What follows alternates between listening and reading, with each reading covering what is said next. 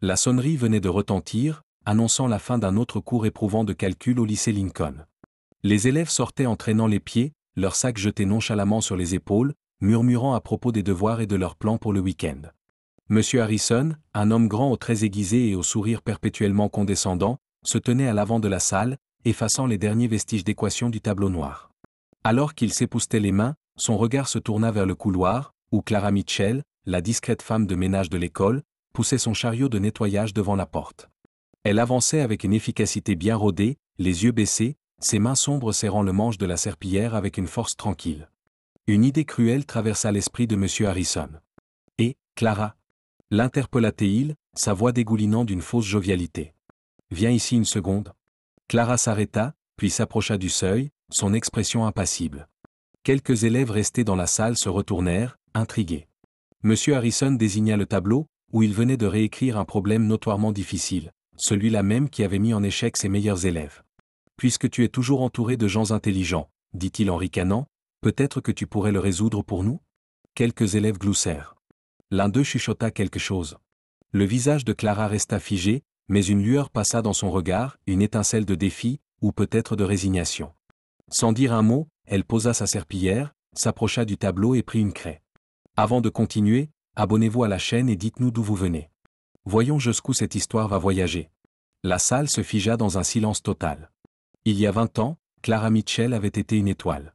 Elle assistait à des cours magistraux à l'université, ses cahiers remplis de démonstrations élégantes, son esprit devançant souvent celui de ses professeurs. À l'université de Chicago, elle était l'une des rares femmes noires dans le programme de mathématiques avancées, et bien qu'elle ait affronté le scepticisme, elle s'épanouissait. Mais la vie avait d'autres projets. Sa mère était tombée malade. L'argent s'était évaporé. Les bourses ne suffisaient plus. Les professeurs qui louaient son travail n'avaient soudainement plus de solution à lui offrir quand elle en avait eu besoin. Les portes s'étaient fermées, une à une. Elle avait quitté l'école et accepté tout travail qu'elle pouvait trouver, serveuse, comptable, femme de ménage. Finalement, elle avait atterri au lycée Lincoln, poussant une serpillière au lieu de résoudre des théorèmes. Au début, elle avait espéré que quelqu'un remarquerait, qu'on lui demanderait pourquoi une femme comme elle savait tant de choses sur les mathématiques. Mais personne ne le fit. Les enseignants ne la regardaient même pas. Les élèves plaisantaient sur « la femme de ménage », comme si elle n'existait pas. Alors elle avait enterré son passé. Elle avait fait son travail. Elle était restée silencieuse. Mais elle n'avait jamais cessé de réfléchir. Tard le soir, dans son petit appartement, elle ouvrait encore ses vieux manuels, résolvant des problèmes pour se sentir vivante. Pour se rappeler qui elle avait été. La craie bougeait dans la main de Clara avec une certitude tranquille. Le premier trait était délibéré. Le deuxième, fluide. Au troisième, la classe s'était penchée en avant, les sourires moqueurs s'évanouissant. La bouche de M. Harrison s'entr'ouvrit légèrement. Il reconnut la méthode, une approche élégante et peu conventionnelle qu'il n'avait jamais enseignée. Clara ne se pressa pas. Elle n'hésita pas. Chaque symbole, chaque étape était précis, comme si elle avait répété cela 1000 fois auparavant. Un élève au premier rang chuchota « Attends, c'est correct ?» Un autre murmura « Comment elle sait ça ?» Le visage de M. Harrison se crispa. Ce n'était pas censé arriver. C'était censé être une plaisanterie. Mais Clara ne riait pas. Lorsqu'elle eut terminé, elle recula, ses mains couvertes de craie. Le tableau formait une chaîne de logique parfaite, ininterrompue, le genre de solution qu'un véritable mathématicien pouvait produire. La salle était figée. Puis, du fond, un applaudissement lent se fit entendre. Clara ne sourit pas. Elle reposa simplement la craie, reprit sa serpillière et sortit. Les laissant tous se demander qui était cette femme. Pendant un long moment après son départ, la salle resta silencieuse. Le seul son était le léger grincement des roues de son chariot s'éloignant dans le couloir. M. Harrison demeura immobile, fixant le tableau. La démonstration était parfaite, plus élégante encore que celle du manuel des professeurs. Ses doigts frémissaient comme s'il voulait l'effacer, comme si cela pouvait annuler ce qui venait de se produire. Une main se leva dans le fond. « Monsieur Harrison, c'est vraiment correct ?» La question resta suspendue dans l'air. Il pouvait mentir. Il pouvait éluder. Mais les équations lui faisaient face, indiscutables. « Oui, » admit-il, la voix tendue. « C'est correct. » Des murmures parcoururent la salle. Une fille au premier rang se tourna vers son amie. Elle l'a mieux résolu que lui. Les mots frappèrent.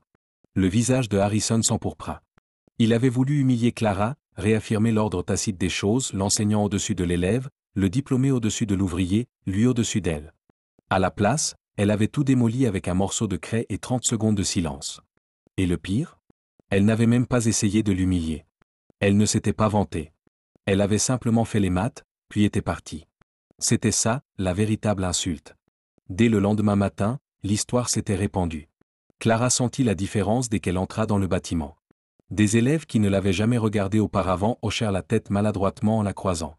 Un garçon de première année lui tint la porte, sa voix hésitante. « Madame. » Les professeurs, eux, c'était pire. Certains évitaient totalement son regard, comme si elle allait les défier à un duel de maths dans le couloir.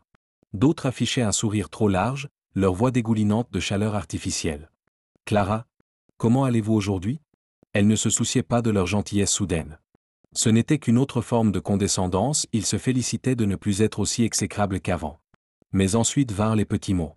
Un papier plié laissé sur son chariot, « Tu es incroyable. » Une fille de la classe de Harrison l'attendait près des casiers. « Ma mère dit que les femmes ne sont pas douées en maths. Tu peux m'aider avec ce problème ?» Et puis, la vraie surprise, M. Harrison lui-même, debout devant le salon des professeurs pendant qu'elle vidait une corbeille. « Clara, » dit-il. Elle se raidit. Il s'éclaircit la gorge. « J'ai été déplacé. » Elle attendit. « Je me suis renseigné, » avoua-t-il. « Université de Chicago. Publication. Tu aurais pu être. »« Quoi ?» l'interrompit-elle, sa voix calme et tranchante. « C'est quoi ton point ?» Il balbutia. « Je voulais juste dire, je suis désolé. » Elle le fixa longuement. Puis elle hocha la tête une seule fois et passa devant lui, poussant son chariot dans le couloir. Les excuses sont faciles. Le changement, lui, est bien plus difficile. Mais pour la première fois en 20 ans, elle se permit d'espérer que peut-être juste peut-être quelque chose avait commencé à changer. Le bureau du proviseur sentait le produit citronné et le papier ancien. Clara était assise raide sur sa chaise, en face de la principale, Dr Reynolds, les mains usées croisées sur ses genoux. La directrice se pencha légèrement, son expression sincère. « Clara, nous aimerions vous proposer un poste de tutrice en mathématiques. Ou même d'assistante pédagogique, si vous préférez. Vos connaissances sont... non. » Le mot sortit, calme et ferme. Dr Reynolds cligna des yeux. « Pardon ?» Clara soutint son regard sans vaciller. « J'apprécie l'offre. Mais je ne veux pas d'un poste donné par culpabilité. Ce n'est pas de la culpabilité, c'est, est-ce le même salaire que les autres tuteurs? Les mêmes qualifications exigées? » Clara observa le moment d'hésitation. Ou est-ce une exception spéciale pour la femme de ménage qui a surpris tout le monde? Dr Reynolds s'appuya contre son dossier, déstabilisé. Clara poursuivit, sa voix plus douce mais toujours déterminée, « Le respect ne devrait pas dépendre de conditions. Soit vous voyez ma valeur, même quand je tiens une serpillière, soit vous ne la voyez pas du tout. » Elle se leva, lissa sa chemise de travail. « Je vais continuer à faire mon boulot. Laissez les profs faire le leur. » En sortant, elle entendit la principale murmurer, non pas pour elle, mais pour la pièce vide, « Nous ne te méritions pas. » Le printemps arriva au lycée Lincoln, apportant avec lui de petits changements, mais bien réels. Le département de maths révisa son programme pour y inclure les contributions de mathématiciens oubliés, des femmes, des personnes racisées, des autodidactes sans diplôme. À la surprise générale, c'est M. Harrison qui mena l'initiative. Les élèves lancèrent une pétition pour renommer la cour de la bibliothèque en l'honneur de Clara. Elle refusa poliment. « Honorez les vivants », leur dit-elle. « Mais plantez des arbres pour ceux qui n'ont jamais pu s'asseoir à l'ombre. » Clara arrivait toujours à l'aube, vidait les poubelles, nettoyait les bureaux. Mais maintenant, les élèves la saluaient en passant dans les couloirs, non par pitié, mais avec une sorte de respect.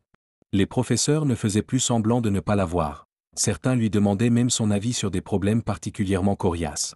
Un après-midi pluvieux, elle trouva un post-it glissé dans un manuel de calcul laissé dans le salon des profs. « Comment résoudriez-vous le numéro 42 ?